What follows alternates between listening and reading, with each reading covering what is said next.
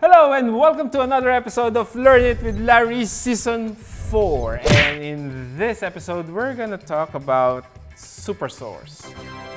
Just a bit of history for you guys. SuperSource is a feature that Blackmagic Design introduced to the higher range of switchers. So just for your information, the ATEM 2ME, the ATEM 4ME, and the ATEM Constellation, the 8K switcher that Blackmagic is producing, those switchers have a SuperSource feature. So apart from that, the only ATEM that has a SuperSource feature is the ATEM Mini Extreme and the ATEM Mini Extreme ISO.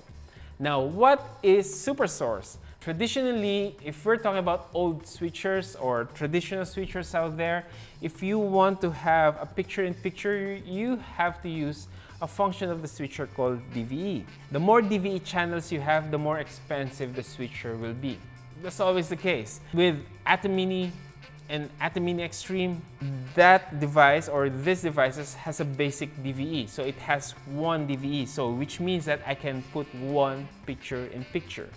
That's speaking about traditional sense of the word DVE. You can compare SuperSource like a DVE, but it can do more than that. It's like you're having 4 DVE channels in that, because you'll be able to have one background and actually put 4 different windows or 4 different picture-in-picture.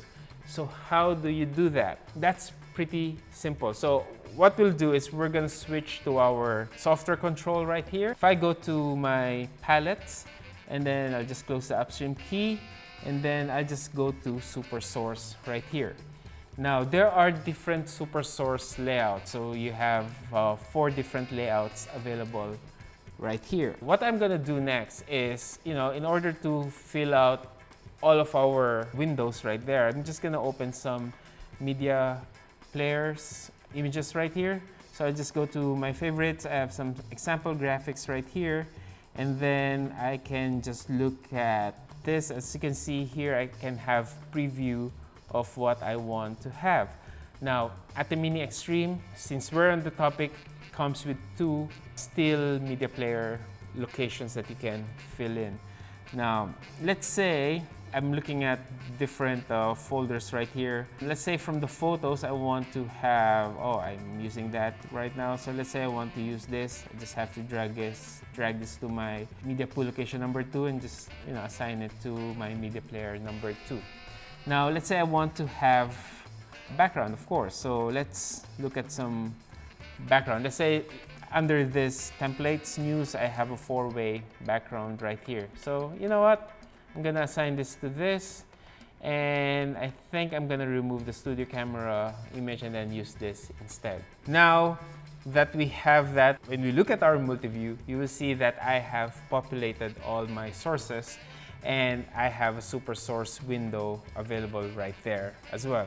So here's what I'm going to do. Under my SuperSource, let's say I'm going to select this SuperSource right here, and then it will ask you which box that you want to configure. So let's say in my box number 1, instead of black source, I'm going to select, let's say, camera number 1, which is a video playback right here. And then let's say in my box number 2, I'm going to select, instead of black again, I'm going to select camera number 3. And then in my box number 3, I'm gonna select media player number 1. And then in my box number 4, let's say I have my camera number 4.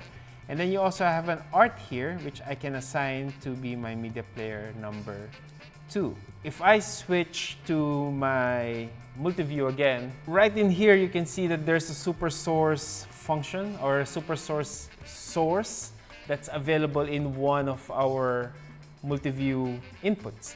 So if under my preview, so if I switch that to preview, now I have the ability to put in 4 different locations or 4 different sources, actually 5, including the background, as my SuperSource window. And don't forget, you still have the DVE function that's a basic feature of your switcher. So if you think about it, you can have 4 windows plus 1 DVE, which means you can have 5 images available for you to play with.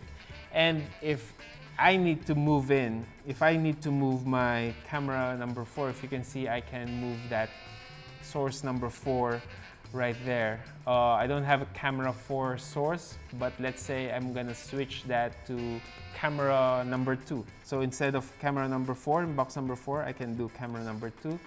So now I have that source available for me to use whenever I need it. So there you have it. I hope you enjoyed this episode, and I would like to thank you guys for watching. Again, if you have any questions that you think we can help you with, please feel free to type it in the comments, and then we will try our best to help you with that. Again, don't forget to like, share, and subscribe, and we will see you in our next videos. Ciao!